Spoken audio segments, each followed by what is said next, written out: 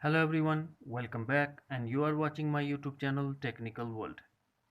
Guys, whenever you go to WhatsApp and try to send a photo, what you will see there is no photo or video on your iPhone. But when you go to photo app, you will see all of your collection is there.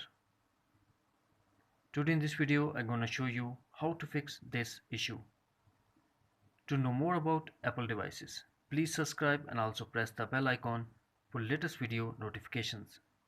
Let's start the solution. To fix no photo or video, firstly force quit WhatsApp app, then go to settings,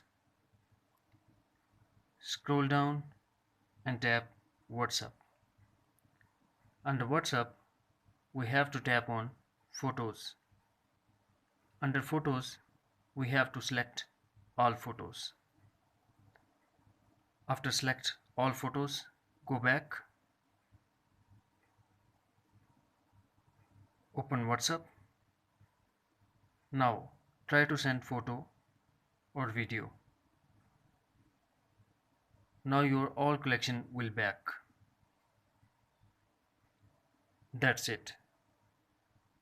Friends, if you found this video helpful, then please like and share as well. Thanks for watching. Take care. Bye bye.